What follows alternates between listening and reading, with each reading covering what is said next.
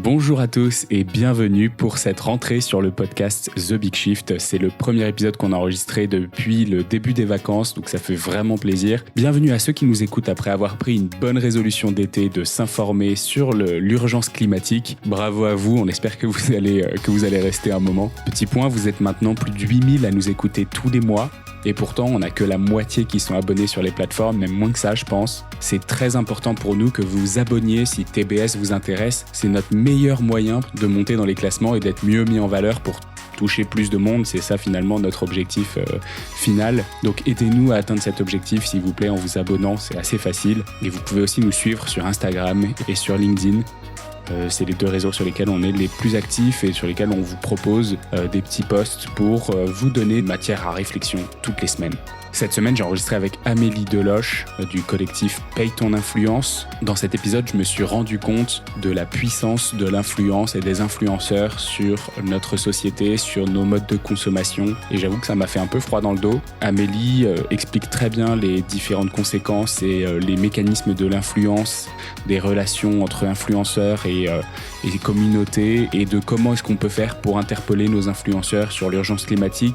Un sujet qui est encore tabou pour les influenceurs parce qu'il remet en cause un grand nombre de business models, et donc un sujet très très important. Et pour qu'il puisse sortir des frontières de ceux qui sont déjà convaincus, je vous invite à vraiment partager cet épisode après que vous l'ayez écouté. Ça vaut le coup. Bonne écoute. Salut Amélie. Salut. Je suis super content de parler avec toi aujourd'hui parce que on est le 30 août, tu vois. C'est la fin de l'été. On a vu passer sur les réseaux sociaux pendant tout l'été des tas et des tas de posts de gens qui partent au bout du monde, qui promeuvent un style de vie qui n'est pas forcément soutenable. Et toi, du coup, tu as créé Paye ton influence, qui est justement là pour alpaguer, pour proposer à ces gens-là des alternatives et leur expliquer que ce qu'ils font, c'est pas forcément très en phase avec une planète durable et un avenir soutenable. Est-ce que d'abord, avant de commencer, tu peux me dire comment tu te sens vis-à-vis de la crise climatique? Quel est ton sentiment et qu'est-ce que tu fais? Alors, je suis très éco-anxieuse en ce moment. Je pense que pour beaucoup de personnes qui sont engagées sur les enjeux de transition écologique, sur les enjeux climatiques, l'été qui vient de passer a été vraiment, un rappel, en fait, de l'urgence à agir, et un rappel que le réchauffement climatique, en fait, c'est vraiment maintenant. C'est pas dans 1 an, 2 ans, 5 ans, 10 ans, c'est vraiment maintenant. Et le fait que finalement, voilà, le réchauffement climatique se rappelle à nous aussi rapidement, ça remet, en fait, vraiment, finalement, un coup de poing dans la face, en fait, quand justement on est conscient des enjeux climatiques et on est conscient de tout ce qu'il faudrait faire, en fait, justement pour ralentir l'inertie du réchauffement climatique. Donc un peu compliqué, on va dire, après cet été, mais je pense que je trouve finalement du réconfort dans l'action, et c'est pourquoi ça fait 4 ans que je suis engagée sur les enjeux de transition écologique, notamment au sein de Pour un réveil écologique, et puis depuis un peu moins d'1 an au sein de Paye ton influence. Ok, tu dis en ce moment parce que ça n'a pas toujours été le cas. Il y a des moments où tu te sens un peu moins éco-anxieuse. C'est exacerbé en ce moment? Exactement, c'est assez exacerbé en ce moment parce que finalement, quand on est un peu dans une routine de vie, et cetera, alors bien sûr, je me renseigne, tous les jours régulièrement sur, les impacts du réchauffement climatique, et cetera. Mais finalement, des fois, ça reste un peu abstrait quand, on le vit pas tous les jours.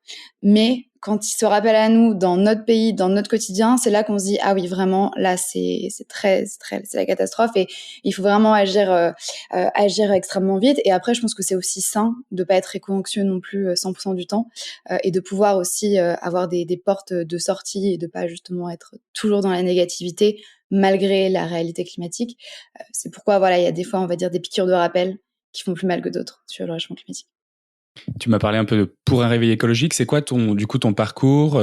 T'as quel âge? Qu'est-ce que tu fais? Pourquoi est-ce que tu t'es impliqué dans ce collectif et pourquoi est-ce que tu as créé Paye ton influence? Alors mon parcours, moi je suis jeune diplômée d'une école de commerce depuis 2 ans. En fait, j'ai eu mon réveil écologique en 2017 après la lecture de Comment tout peut s'effondrer de Pablo Servigne. Suite à cette lecture, j'ai continué justement à me renseigner sur les enjeux climatiques, à me faire, à comprendre finalement les enjeux, et surtout à aller chercher de l'information. Donc, c'est là où je suis tombée notamment sur Jean-Marc Jancovici, etc. Enfin bref, pas mal de personnes et de personnalités qui étaient très engagées sur ces sujets et qui en parlaient ouvertement. Et puis, en novembre 2018, j'étais en année de césure, donc je devais trouver des stages. C'était entre Master 1 et Master 2. Et c'est là où je suis tombée sur Pour un réveil écologique. Et en fait, les réflexions de ce collectif-là, donc ce collectif d'étudiants et de jeunes diplômés qui disaient finalement que, en tant qu'étudiant, on se retrouvait plus dans les métiers qu'on nous proposait, ni dans les formations qu'on nous proposait, parce que ceci n'était pas en lien avec les enjeux climatiques. Je me suis retrouvée dans ce manifeste étudiant pour un réveil écologique. Et c'est là où j'ai rejoint du coup le collectif pour un réveil écologique. Et de là a commencé mon engagement en fait sur ces enjeux-là. J'ai décidé d'orienter ma vie professionnelle sur ces enjeux-là. Donc j'ai commencé notamment à faire de la sensibilisation sur les enjeux de développement durable dans une institution publique. Et puis voilà, les choses se sont enchaînées. J'ai continué mon engagement jusqu'à aujourd'hui créer mon propre projet, co-créer mon propre projet qui est Paye ton influence et qui se veut justement essayer de mettre un coup de projecteur sur les enjeux et les responsabilités des influenceurs dans le réchauffement climatique. Ok, super intéressant. Si on plonge dans le sujet, donc qu'est-ce que c'est que Paye ton influence et c'est quoi votre action principale?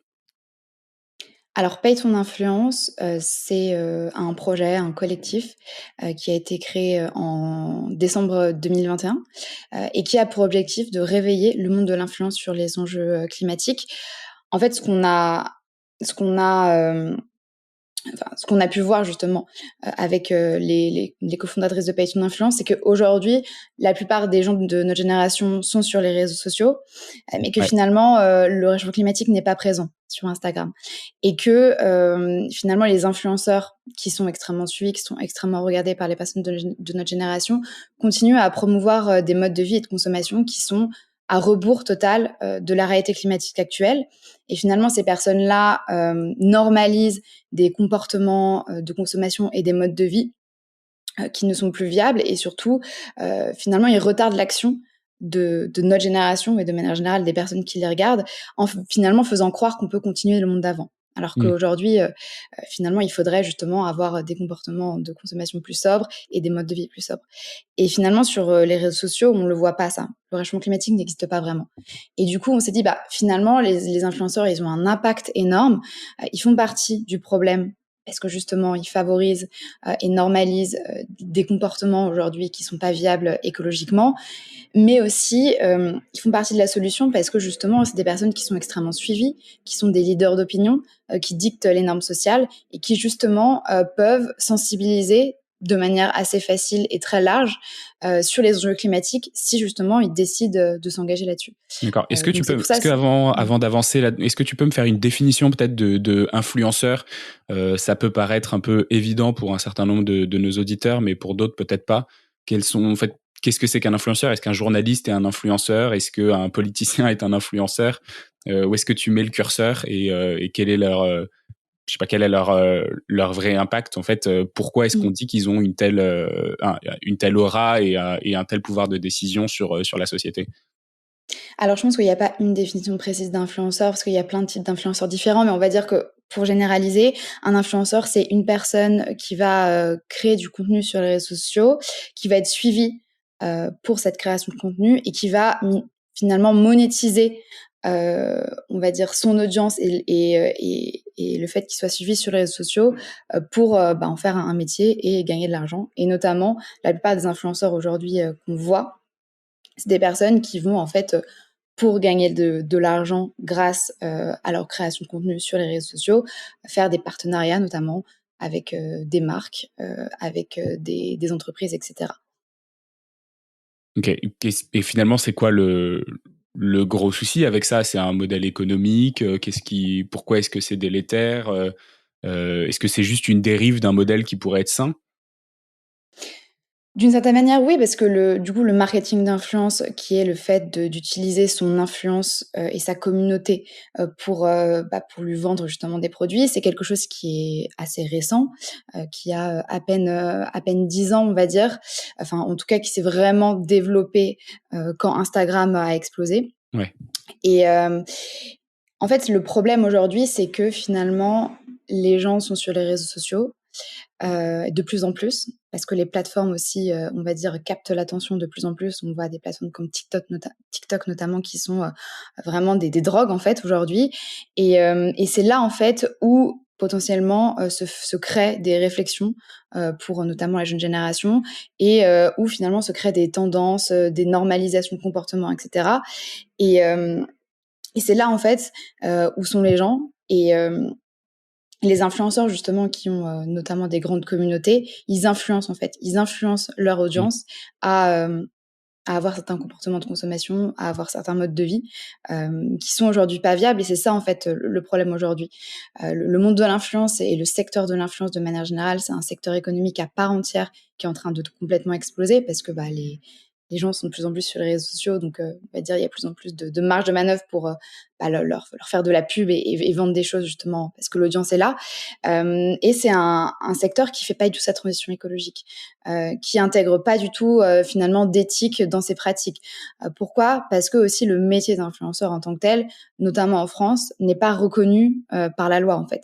Donc Mmh. finalement, on a un secteur économique qui qui vend à une génération finalement des modèles aujourd'hui qui sont totalement plus viables et de manière totale, enfin en toute impunité finalement, parce qu'il n'y a pas vraiment de vraie régulation. Oui, donc ce que tu es Et en oui, train de dire, c'est que ça fait 10 ans que ce métier existe et que il y a des influenceurs qui, on se rend pas compte, hein, mais qui peuvent faire plus de 10 000, 50 000, 60 000 euros par mois avec, avec juste leur partenariat. Et en fait, ces métiers-là sont pas du tout régulés. Exactement. Le métier d'influenceur n'existe pas au regard de la loi. Alors, il tombe quand même sous le code de la consommation. Donc, typiquement, on peut pas faire non plus n'importe quelle pub sur les réseaux sociaux. On peut pas faire Mmh. de la pub pour de l'alcool, etc. Enfin bref.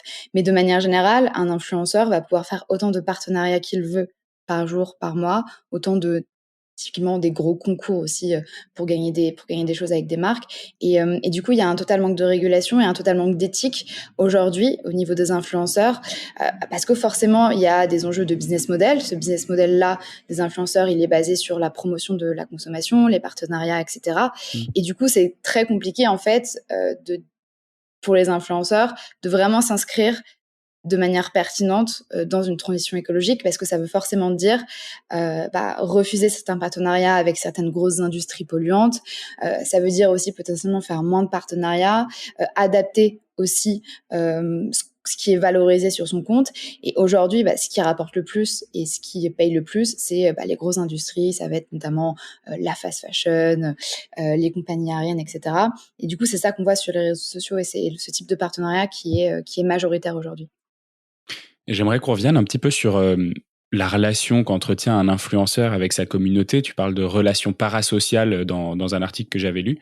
Est-ce que tu peux expliquer un peu ce que c'est et qu'est-ce que c'est que ce mécanisme en fait qui est derrière l'influence et qui fait que en fait ça fonctionne et qu'on a plutôt tendance à, à avoir confiance dans une personne avec qui on se sent proche plutôt que dans une publicité par exemple?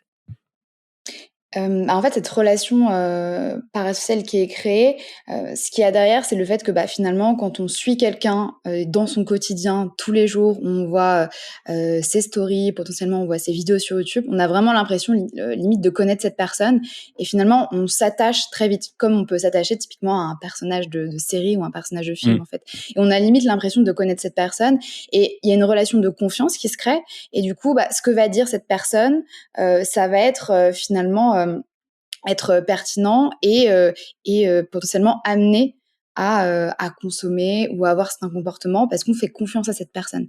Et c'est pourquoi aujourd'hui le marketing d'influence marche si bien, c'est que les influenceurs, ils arrivent vraiment à faire vendre. Et c'est pourquoi aujourd'hui, notamment les marques, ne font quasiment plus que du marketing d'influence, c'est-à-dire utiliser les influenceurs pour vendre leurs produits. Et il y a beaucoup moins de pubs aujourd'hui de marques, on va dire, dans le métro, dans la rue, etc., notamment les Mmh. jeunes marques, parce que vraiment les influenceurs arrivent à faire vendre grâce à cette relation qu'ils arrivent à créer à leur communauté et finalement à cet engagement que leur communauté ont envers eux. Ouais. Et j'avais vu aussi que le marché de l'influence, on peut-être qu'on est un peu dans une bulle aussi entre nous, où évidemment sur ce podcast, on a des gens qui nous suivent qui sont déjà au courant de de ce genre de dérive, mais le marché de l'influence est pas du tout en baisse. Il est plutôt en train d'exploser. Je crois que c'est des chiffres à x5, x10 d'ici à 5 ans. Est-ce que tu as quelques informations là-dessus et est-ce que tu peux nous en dire plus? Le marché de l'influence, il me semble qu'il va peser au niveau mondial en 2023 ou 2024 15 milliards. Et pareil, voilà, depuis 10 ans, on va dire, ça a vraiment totalement explosé. Et clairement, c'est un marché économique qui a des répercussions sur énormément d'autres secteurs économiques. Pourquoi? Parce que finalement, aujourd'hui, extrêmement beaucoup de marques et même d'entreprises utilisent les influenceurs pour soit vendre leurs produits, leurs services, ou même pour se donner bonne conscience ou se faire bien voir. Typiquement, il y a Total qui est arrivé qui a utilisé déjà des influenceurs pour parler notamment de leur borne de recharge électrique. Bien sûr, ils vont pas évoquer les énergies fossiles. Donc voilà, donc c'est ce secteur-là finalement, étant donné que il touche énormément de secteurs différents parce que les entreprises de ces autres secteurs vont utiliser le marketing d'influence pour vendre leurs valeurs et vendre leurs produits. Ce secteur-là a des répercussions vraiment énormes de manière générale dans toute la société. Et on le voit aujourd'hui, les réseaux sociaux de manière générale, c'est des plateformes qui sont ultra, ultra puissantes. Là, moi je parle d'influence en lien avec les questions de consommation, de mode de vie, mais de manière générale, cette influence-là, elle peut aller jusqu'à quoi penser de la politique, quoi penser de certains sujets sociaux, etc. Et c'est pour ça que vraiment, il y a un pouvoir énorme dans les mains de ces plateformes et dans les mains des influenceurs. Parce qu'ils sont extrêmement regardés, c'est des personnes qui ont aujourd'hui plus de pouvoir que les célébrités lambda qui sont pas forcément très actives sur les réseaux sociaux. C'est des personnalités qui vont vraiment dicter les normes sociales, dicter potentiellement aussi des normes de pensée. Euh, ils le font pas forcément de manière consciente. Et d'ailleurs, ça c'est un gros problème aujourd'hui qu'on a identifié, c'est-à-dire que les influenceurs, ils ont pas conscience de leur responsabilité en fait. Je pense que c'est vraiment des personnes qui surtout pour ceux qui sont sur les réseaux depuis un moment, ils ont l'impression un peu de faire leur truc Et de tranquille vivre leur vie, ouais. Et de vivre leur vie, alors que en fait, à partir du moment où tu utilises ta communauté pour t'enrichir personnellement et où tu lui vends des produits, donc forcément des modèles de consommation et des modes de vie, bah oui, tu as une responsabilité et surtout tu as des comptes à rendre. Et aujourd'hui, il y en a beaucoup qui ne comprennent pas ça. Donc tu penses qu'il y a une vraie inconscience de cet impact qu'ils ont sur leur propre communauté? Ouais, je pense qu'il y a plusieurs choses. Il y a potentiellement un manque de prise de conscience justement de leur impact, combiné aussi à un manque de prise de conscience sur les enjeux climatiques. Ce qui fait que si vraiment ils avaient conscience de l'impact de ce qu'ils peuvent valoriser ou vendre sur les réseaux sociaux, je me dis que ils réfléchiraient à 2 fois avant de promouvoir notamment la fast fashion ou des grosses industries comme ça. Mais je pense qu'en fait, c'est tellement démocratisé le fait de faire de la pub et de vendre des choses à son audience parce qu'il y a tellement d'influenceurs aujourd'hui que plus personne se pose vraiment la question de l'impact que ça a. Et encore moins sur les enjeux climatiques. C'est-à-dire que les influenceurs, de manière générale, ils sont représentatifs de la population française qui n'est pas conscient totalement de l'urgence d'agir sur les enjeux climatiques. Et ils font pas forcément les liens, en fait. Ils font pas forcément les liens entre les modèles qui promeuvent, ce qu'ils vendent sur leur réseau et l'impact que ça a au niveau climatique aussi. Il y a un manque de compréhension de ce lien. Et alors, ce que je voyais aussi, c'est que on voit la face visible de l'iceberg, c'est les très gros influenceurs qui, du coup, on voit très bien et qui sont d'ailleurs la plupart du temps maintenant alpagués par Paye ton influence ou d'autres collectifs. Mais il y a beaucoup d'influenceurs qui ont beaucoup moins de followers, des communautés moins importantes, mais qui engagent beaucoup plus. Et donc, les marques aujourd'hui, elles vont jusqu'à proposer à des influenceurs qui ont des communautés de 3000, 4000, 5000 personnes, ce qui paraît ridicule, pour proposer des produits. Je pense notamment effectivement à Shein, sur la marque, sur les modes, parce que du coup, il y a des taux d'engagement qui sont bien supérieurs avec les petites communautés qu'avec les grosses. Donc on voit effectivement cette grande face émerger de l'iceberg quand on regarde les gros influenceurs, mais il y a plus de 150 000 influenceurs en France aujourd'hui. C'est énorme. Et du coup, avec en plus ce que tu me disais juste avant sur le fait qu'effectivement, c'est pas uniquement sur l'urgence climatique, c'est aussi sur des choix de société. L'influence va beaucoup plus loin que ça. bah en fait, est-ce que de toute façon c'est pas en opposition avec un modèle social je sais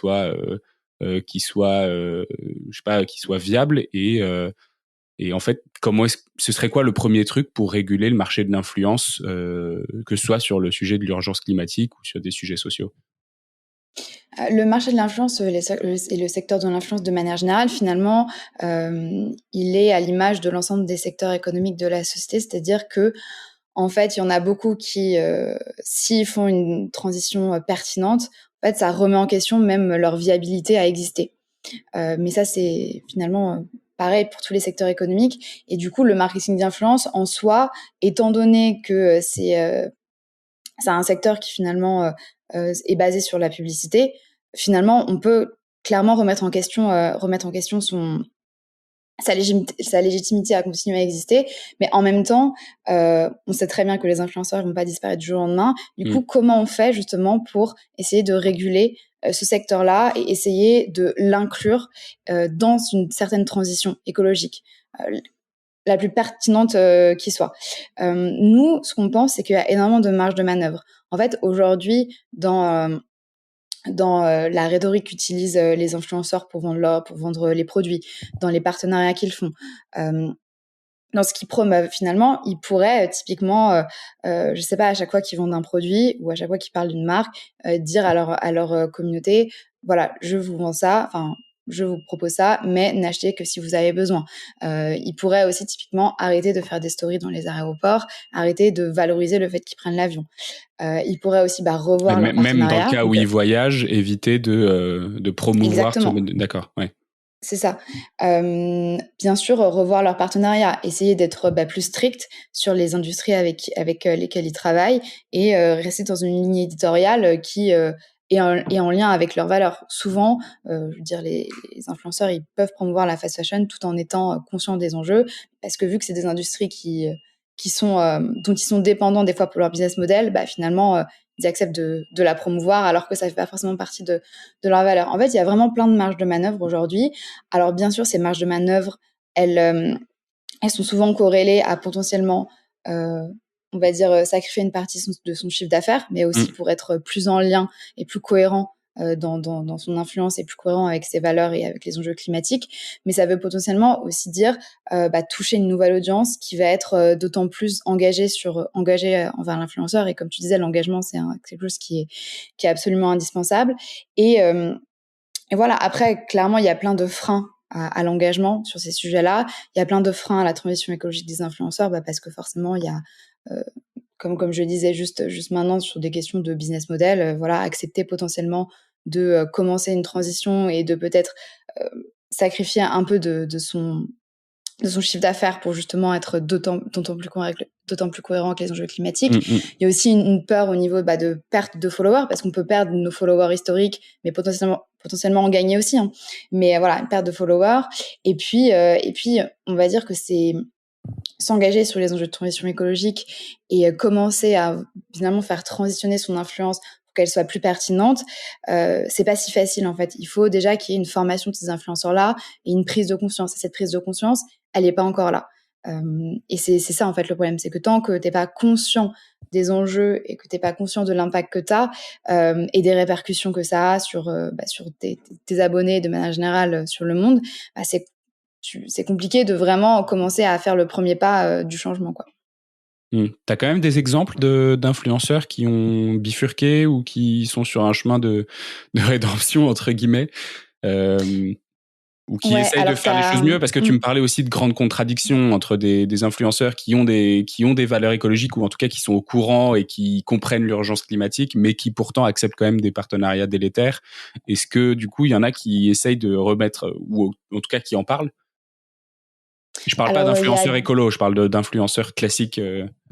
ouais, alors c'est un sujet nous, on a pu justement discuter avec, pas mal, d'influenceurs, et d'agences d'influenceurs notamment, hem et c'est un sujet en fait qui en off fait partie des réflexions. Fait partie des réflexions stratégiques, et cetera. Mais aujourd'hui, les influenceurs osent pas en fait, ouvertement, heu, on va dire, parler de ce sujet à leur communauté. Bien sûr, on a quand même de plus en plus d'influenceurs qui vont repartager notamment des contenus de Hugo Décrypte, de Hugo Clément, etc. Quand il y a des choses qui se passent au niveau climatique, typiquement avec la canicule ou avec d'autres événements. Mais finalement, derrière, il n'y a pas vraiment de prise d'opposition ni d'action concrète, en fait. Et les influenceurs ont très peur de se positionner ouvertement là-dessus parce que forcément, à partir du moment où, en tant qu'influenceur, tu commences de manière concrète à dire à ta communauté j'ai une prise de conscience écologique, la communauté, elle attend des actes. Et ces actes-là, en fait, s'ils n'arrivent pas, ça peut, on va dire, être plus délétère pour l'influenceur d'en avoir parlé que d'en avoir pas parlé. Et c'est pour ça qu'aujourd'hui, il y a une grande réticence en fait sur les réseaux sociaux. Et d'ailleurs, on a fait un contenu il y a pas longtemps, des posts sur le fait que l'urgence climatique est tabou chez les influenceurs, parce qu'en fait, ça remet tellement en question plein de choses pour eux, pour leur business model, pour leur création de contenu, pour voilà l'engagement avec leur communauté, que c'est pas si simple en fait de s'engager sur ces sujets. Je comprends, ouais, c'est la pratique de l'autruche et je le comprends bien parce que je sais pas si on peut considérer qu'en tant que podcasteur, on est influenceur quand on a une communauté de 8 à 10 000 personnes qui nous écoutent. Mais je trouve que c'est effectivement, moi, je fais très, très attention dans la recherche des entreprises avec qui j'ai envie de travailler, ceux que j'ai envie d'interviewer. Maintenant, on recherche des sponsors pour nous aider à produire du contenu. Et évidemment, il y a quand même un choix qui est bien plus limité parce qu'on se restreint énormément dans les choix d'entreprises avec qui on a envie de travailler. Et je comprends que ce soit très, très difficile quand, en plus, on faisait déjà des dizaines de milliers d'euros par ailleurs. Ouais, je sais pas comment tu veux que je réponde à ça. Non, mais c'est vrai que du coup, c'est un vrai, une vraie contradiction et c'est un vrai dilemme en fait je vois la difficulté à changer son business model parce qu'on commence à se rendre compte de quelque chose et puis en plus on n'est pas suffisamment encore conscient pour se dire que c'est nécessaire de bouger immédiatement et donc et il y a aussi ce truc du triangle en fait entre le consommateur, l'influenceur et la marque. On peut se retrouver un peu dans un stand-off façon western où on sait pas trop qui doit bouger en premier. L'influenceur qui dit oui, mais si je fais ça, c'est parce que mes followers ils en veulent. La marque qui dit non, mais si je fais ça, c'est parce que en fait les consommateurs et les influenceurs ça marche pour eux, donc c'est du win-win-win. Et l'influenceur qui dit moi je suis au milieu de tout ça, je fais juste relier une marque et des consommateurs. Non, c'est clair. En fait, il peut y avoir vraiment un cercle vicieux ou un cercle vertueux qui peut se créer. Et clairement, et puis en plus, au niveau des influenceurs notamment, il y a un manque aussi d'apprentissage par les pairs en fait, parce que tu me demandais des exemples d'influenceurs lambda qui ont vraiment fait une transition ou qui ont, on va dire, verbalisé le fait qu'ils voulaient faire une transition. En fait, j'ai même pas d'exemple. On a des influenceurs bien sûr qui de plus en plus vont des fois évoquer en story les enjeux climatiques, mais ça va être très anecdotique et surtout, comme je le disais, ça va pas être suivi d'engagement concret en fait. Et c'est ça le problème, c'est que t'as pas d'apprentissage par les pairs. Du coup, en fait, tout le monde se regarde un peu en chien de faïence et personne ose être le premier à vraiment s'engager. Parce que finalement, être le premier, c'est être le premier à perdre potentiellement du chiffre d'affaires, c'est être le premier à sacrifier finalement une partie de ses revenus. Alors après, il y a quand même des influenceuses qui se sont engagées. En fait, il y en a une qui est représentative, qui est Enjoy Phoenix. Je sais pas si tu en as déjà entendu parler. Ça me dit quelque chose, ouais, ça tourne autour de la cosmétique. C'est une des... Elle est, c'est une influenceuse qui est sur les réseaux depuis pas mal de temps en France et qui a été une des premières notamment à refuser de recevoir des milliers de colis des marques, qui a commencé à parler des enjeux climatiques, qui a commencé à on va dire, adapter son contenu aux enjeux climatiques. Alors, elle est pas devenue une influenceuse écolo, mais en tout cas, dans la manière dont elle fait son contenu, ça a vraiment changé. Elle est beaucoup moins dans les enjeux capitalistiques, etc. Et pour le coup, elle a été assez seule. C'est-à-dire qu'il n'y a pas y a aucune influenceuse ou influenceur qui finalement l'a suivi sur ces sujets-là. Et c'est ça en fait le problème, c'est que nous on pense vraiment avec Paye ton influence qu'il faut qu'il y ait un engagement finalement communautaire des influenceurs sur ces enjeux-là pour que ça pousse vers un cercle vertueux. Et pour qu'il y ait cet engagement des influenceurs, en fait, c'est finalement tous les acteurs de l'influence qui peuvent avoir leur influence justement dans ce changement.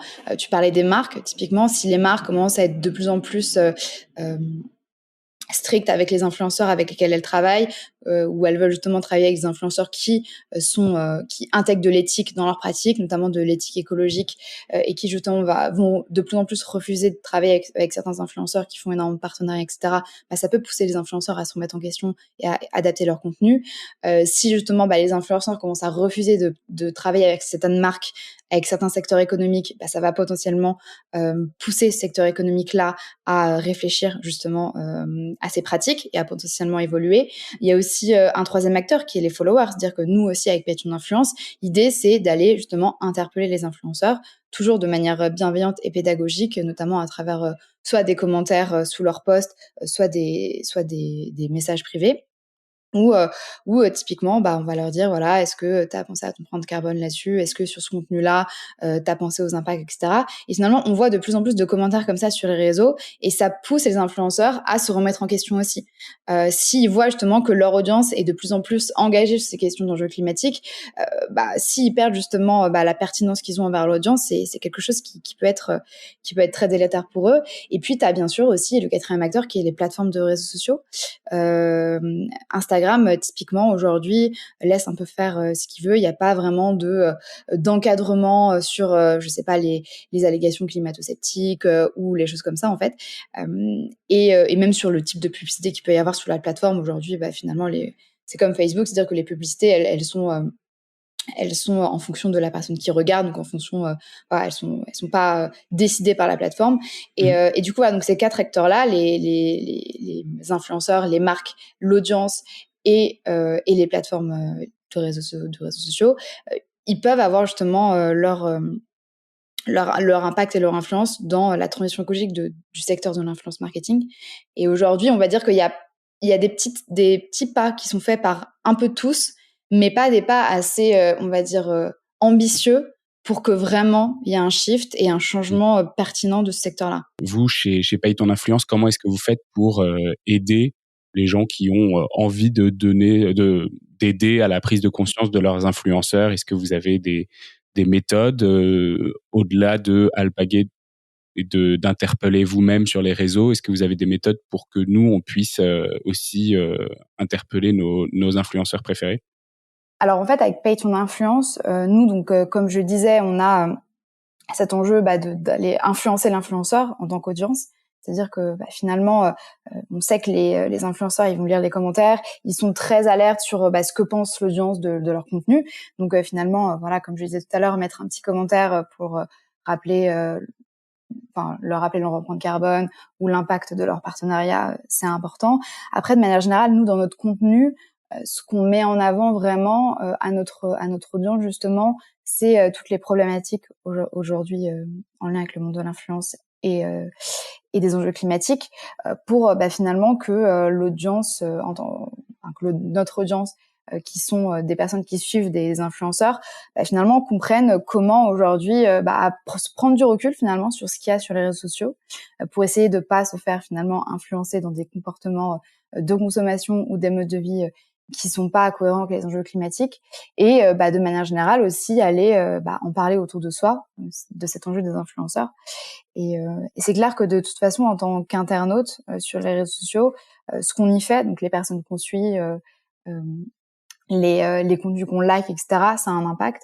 Et si typiquement aussi il y a de plus en plus, on fait en sorte qu'il y ait de plus en plus de visibilité sur des contenus qui sont pertinents avec les enjeux climatiques, ça aura un impact. Donc on peut aussi d'autant plus aller soutenir des influenceurs qui ont pour objectif justement de sensibiliser sur ces sujets ou des influenceurs qui se sont engagés sur ces sujets-là pour essayer de mettre en avant leur contenu et que des contenus qui sont délétères pour le climat soient moins proposés sur les plateformes. Après, ça, c'est des choses qui prennent beaucoup de temps. Aujourd'hui, on voit quand même qu'il y a de plus en plus d'influenceurs qui ont leur ligne éditoriale sur les enjeux écologiques. Mais bon, ça reste souvent dans des cercles de convaincus et surtout des influenceurs qui sont très peu suivis. Ouais. Question annexe, comment est-ce que je ferais si je voulais que The Big Shift soit accessible par des gens qui sont moins convaincus que ceux auxquels il s'adresse aujourd'hui? Alors, une des meilleures façons, c'est d'inviter des gens qui sont en dehors de tes cercles de convaincus, finalement, parce que c'est là où tu pourras capter capter une audience totalement différente. Et c'est aussi Donc ce qu'on devrait faire, en fait. Exactement. On va inviter le PDG d'Airbus et faire 1 heure de débat. C'est ça.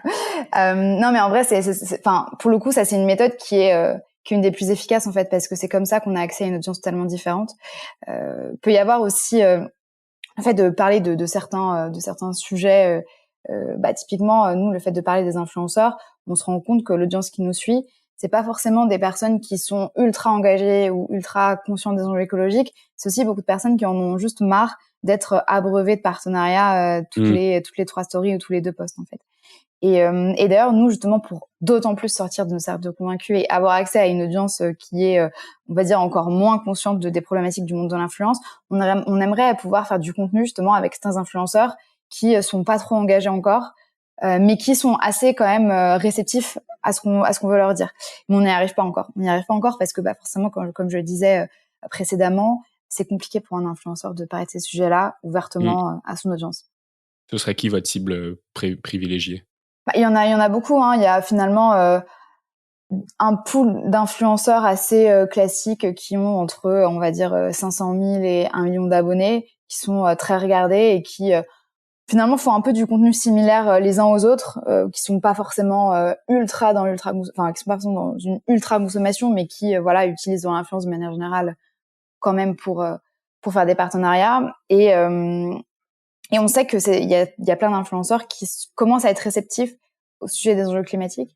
Et du coup, on aimerait justement les pousser à s'engager d'autant plus.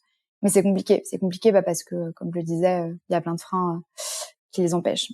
Ok. Est-ce que tu as un dernier mot à dire sur l'influence ou sur paye ton influence ou sur pour un réveil écologique? Ce que je voudrais dire, c'est que pour les gens qui nous écoutent, clairement, nous, un de nos objectifs aussi, c'est de faire monter ce sujet dans le débat public aussi, parce que je pense que il y a des questions finalement de formation de ce secteur-là sur les enjeux climatiques, de sensibilisation. Il y a aussi des questions de régulation, et ces régulations-là, elles peuvent aussi venir de l'État. Pour le coup, on s'est pas encore attaqué à ce sujet, mais voilà, il y a aussi tout un enjeu de régulation par la loi qui peut faire avancer les choses d'autant plus vite. Et l'idée, c'est de vraiment commencer et continuer à apporter ce sujet, parce que les influenceurs aujourd'hui, ils ont vraiment un impact sur la jeune génération, sur la première génération justement qui va devoir vivre durablement avec les enjeux climatiques. Et on est dans des problématiques aujourd'hui qui sont que il faut absolument préparer en fait cette génération-là, ma génération, à devoir justement vivre avec le changement climatique et surtout à devoir potentiellement adopter un mode de vie plus sobre. Et ça aujourd'hui, on le fait pas du tout en fait. Et ça, c'est un très grand enjeu aussi de préparer les gens à ce qui va se passer. Et on pense que les influenceurs, ils peuvent être des acteurs pertinents là-dedans.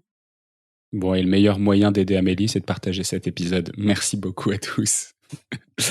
Merci Amélie, c'était super intéressant comme conversation. Merci. Et puis bonne rentrée. Avec plaisir, écoute. Merci. Et bonne rentrée à tous les auditeurs. On est début septembre. Et donc voilà, à très bientôt. Salut. Salut, merci beaucoup. C'est la fin de cet épisode de The Big Shift. J'espère qu'il vous a plu et que vous en avez retiré quelque chose pour votre vie quotidienne. C'est ça le plus important. C'est beaucoup plus simple de parler du sujet sensible de l'environnement quand ses amis ou sa famille sont vraiment informés. Alors partagez le plus possible The Big Shift, ça aidera tout le monde. Et si vous avez des questions, des sujets que vous souhaitez qu'on aborde, des invités que vous voulez entendre, ou tout simplement que vous voulez qu'on discute de cet épisode, envoyez-moi un message sur LinkedIn. The Big Shift est produit par Echoes Studio. Si vous avez un projet audio, contactez-nous sur www.echoes.studio. Merci d'avoir écouté jusqu'au bout. Je vous retrouve très bientôt pour un nouvel épisode.